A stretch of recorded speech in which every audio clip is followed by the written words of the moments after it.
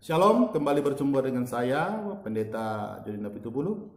Kita akan membahas satu tema, yaitu mengenai Ibrani pasal 7.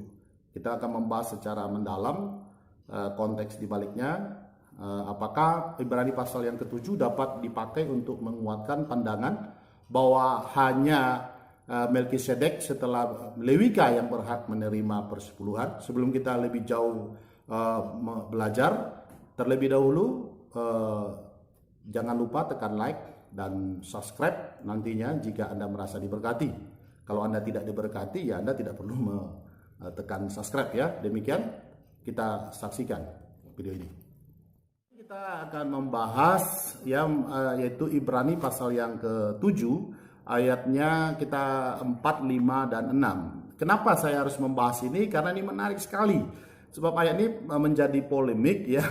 Karena ada seorang mengutip ayat ini untuk menguatkan pandangannya bahwa hanya Melkisedeklah yang berhak menerima persembahan persepuluhan selain daripada suku Lewi ya.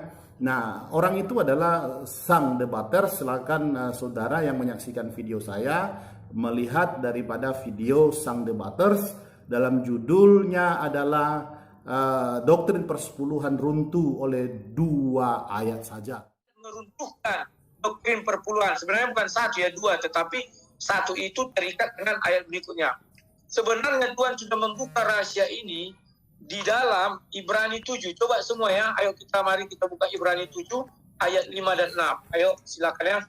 Di sini sudah dibilang, dan mereka dari anak-anak Lewi yang menerima jabatan iman mendapat tugas menurut hukum Taurat untuk memungut persepuluhan dari umat Israel.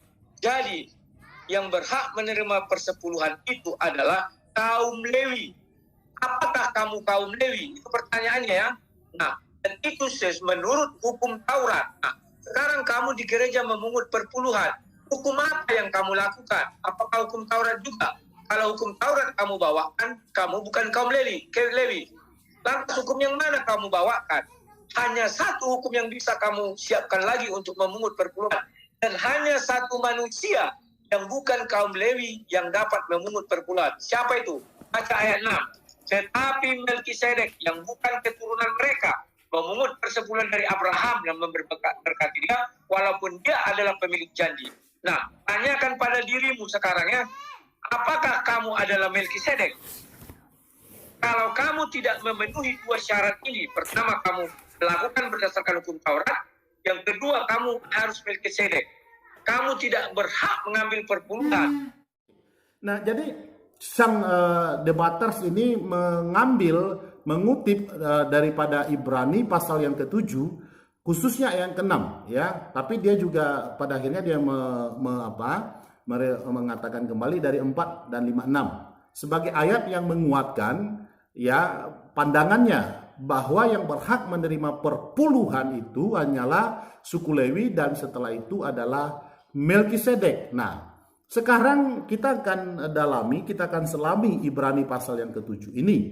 Apakah memang bahwa Ibrani pasal 7 ini dapat kita simpulkan, dapat kita tafsirkan sebagai bahwa memang hanya Melkisedeklah yang berhak menerima persepuluhan setelah suku Lewi. Nah, ini yang akan kita dalami terlebih dahulu. Karena itu kita untuk memahaminya, maka kita harus tahu dulu kepada siapa dituliskan kitab Ibrani ini. Latar belakangnya apa ya.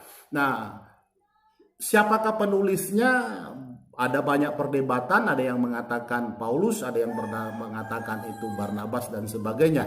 Nah, terlepas siapa penulisnya, tetapi kepada siapakah dia ditujukan, yaitu kepada orang Ibrani ya. Nah, jadi kepada orang Yahudi. Nah, latar belakangnya apa? Sebenarnya si penulis sedang mencoba ya untuk meyakinkan orang Yahudi, baik itu orang Yahudi yang sudah percaya kepada Kristus maupun orang Yahudi yang belum percaya kepada Kristus. Terlebih bahwa memang ada beberapa imam Yahudi yang sudah percaya pada Kristus. Nah, khususnya mereka yang sudah percaya kepada Kristus ini mengalami kesukaran ya. dalam hal bertransisi, perubahan, karena mereka masih memandang keimamatan itu adalah berdasarkan hukum Taurat, berdasarkan garis keturunan Harun, yaitu suku Lewi. Jadi sementara mereka memandang Kristus itu dari suku Yehuda gitu ya. Jadi ada sedikit di sini persoalannya. Kristus dari suku Yehuda ya. Nah, ada sedikit memang persoalan yang muncul pada waktu itu. Dan terlebih lagi adalah orang-orang rasul-rasul Kristus itu bukan dari suku Lewi gitu. Jadi ada kesukaran secara psikologis waktu itu untuk orang-orang Ibrani mau menerima masuk di dalam tatanan yang baru, karena kan tidak mungkin lagi ya bahwa diatur dalam tatanan hukum Taurat, karena semua sudah digenapi di dalam Kristus ya. Nah, jadi ini kesukaran yang sedang terjadi.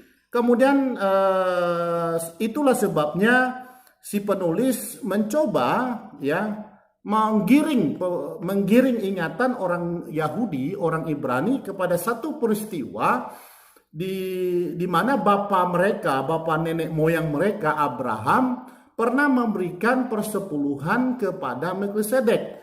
Nah, itulah yang dituliskan di dalam pasal yang ke-7 ayat yang ke-6 itu, maka bunyinya dituliskan seperti ini. Ini di latar belakangnya. Tetapi Melkisedek yang bukan keturunan mereka ya memungut persepuluhan dari Abraham. Perhatikan. Dan memberkati dia walaupun ia adalah pemilik janji. Ini saya baca pelan-pelan. Tetapi Melkisedek yang bukan keturunan mereka, yaitu suku Lewi, ya, memungut persepuluhan dari Abraham dan memberkati dia, yaitu Melkisedek, dan memberkati Abraham. Walaupun ia adalah pemilik janji, walaupun Abraham dalam konteks zaman itu dulu ya, kita harus masuk dulu ke zaman Abraham. Pertama kali dia keluar dari Ur Kasdim ya, ketika dia keluar dari Ur Kasdim.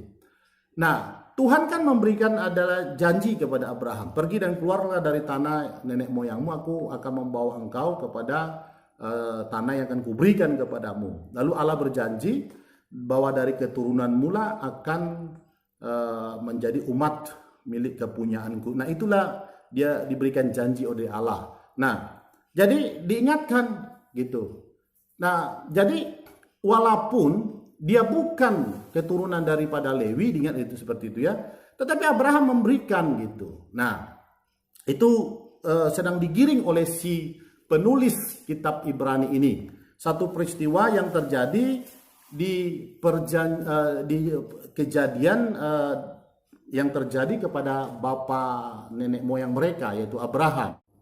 Jadi dari ayat ini kita dapat melihat satu usaha daripada penulis Ibrani ini untuk orang Yahudi, orang Israel, orang Ibrani melihat pernah ada keimaman ya, yaitu yang melekat kepada Melkisedek yang bukan orang keturunan Abraham, yang bukan diatur berdasarkan garis keturunan Harun, yang bukan suku Lewi, yang bukan diatur oleh hukum Taurat.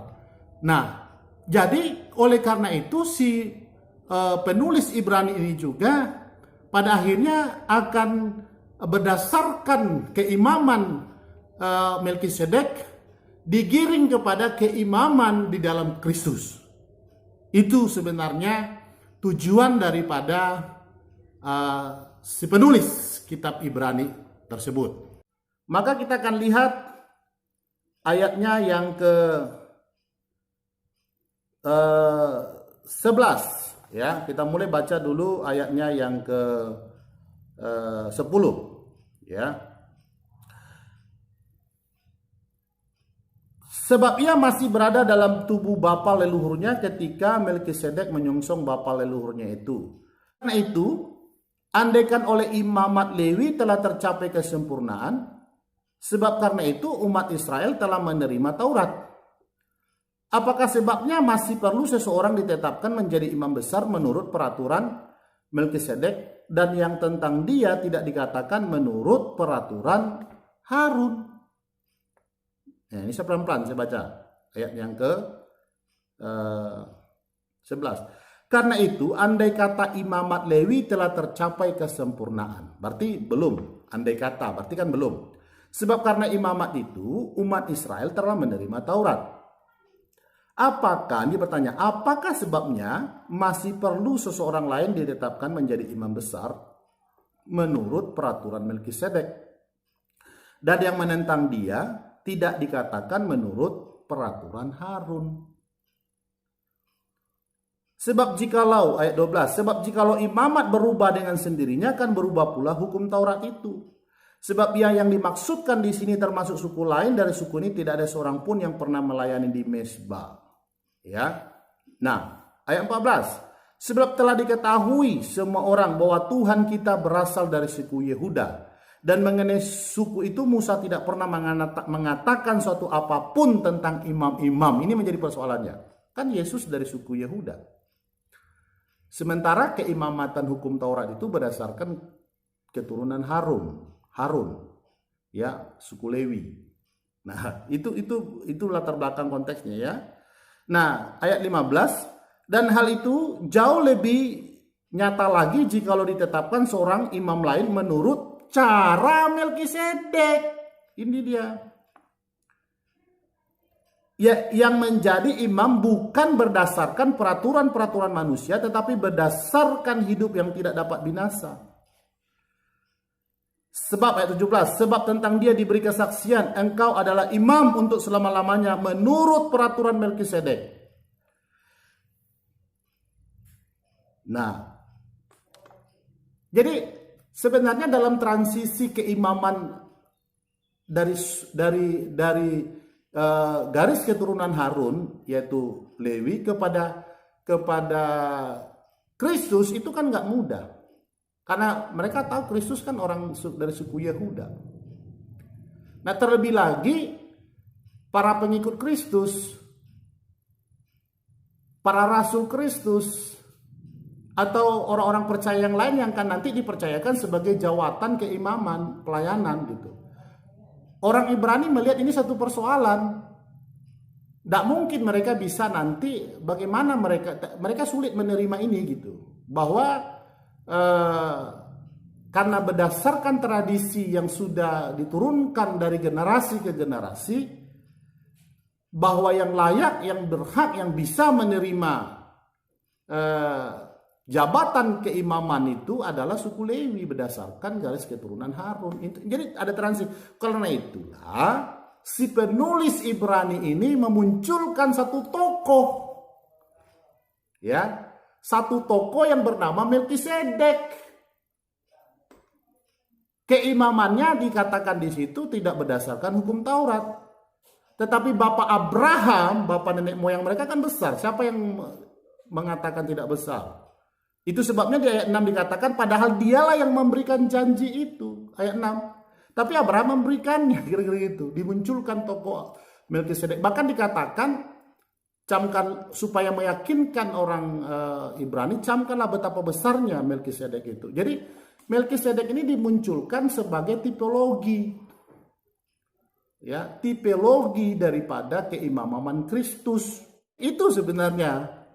Ya, kesimpulannya Ibrani pasalnya yang ke-7 ini dimaksudkan oleh penulis adalah untuk menggiring pemahaman orang Ibrani supaya mereka dapat melihat dan menerima keimaman Kristus yang berasal dari suku Yehuda. Apalagi para rasul-rasul yang lain yang jelas-jelas bukan suku Yehuda. Bahkan ada yang orang Yunani dan termasuk kita sekarang yang ada suku Batak, suku Jawa, entah suku apa, entah Nias dan sebagainya. Ya, nah, jadi tujuan Melkisedek dimunculkan di situ itu dalam kisah itu bahkan sampai dikatakan Melkisedek itu menerima persepuluhan di situ untuk menggambarkan saja betapa besarnya Melkisedek itu. Lihat, dia padahal tidak diatur oleh hukum Taurat, tidak diatur berdasarkan garis keturunan Harun katanya seperti itu. Jadi nah, itu dia ya. Jadi sekali lagi bukan bermaksud untuk Ibrani pasal yang ke-7 ini menegaskan hanya Melkisedek lah yang dapat menerima perpuluhan selain daripada suku Lewi ya.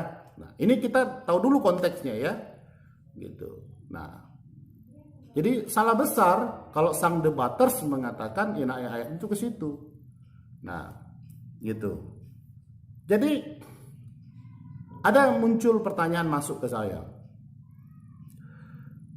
Dasar apakah Melkisedek itu menerima persepuluhan daripada Abraham? Saya mau mengatakan persepuluhan itu sebenarnya adalah budaya yang sudah ada di masa kuno itu. Kepada seseorang yang dianggap layak menerima persembahan,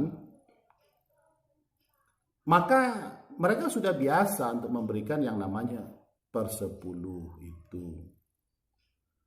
Nah, dasarnya apa? Kerelaan dan kasih. Gitu. Ya. Ini kita belajar khusus untuk saya batasi hanya khusus untuk kita melihat konteks Ibrani pasal 7 ya, ayat 1 dan yang sampai 10 ya kalau nggak salah ya, sampai 9 ya. Itu dia.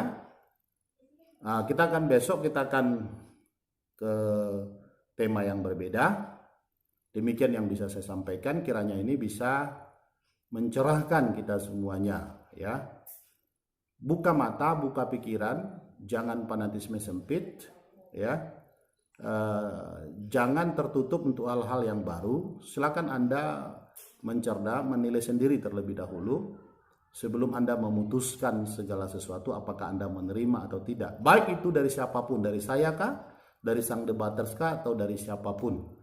Saya mau mengatakan bahwa yang disampaikan bahwa sang debaters perlu kita dukung ya, karena kita butuh orang-orang yang berani berapologetika membela iman Kristen terhadap serangan-serangan dari pihak luar Kristen ya. Jadi itu yang bisa saya sampaikan. Tuhan Yesus memberkati semua yang mendengarkan video saya ini. Tapi jangan lupa untuk tekan like dan subscribe jika memang Anda merasa diberkati. Tuhan Yesus memberkati. God bless.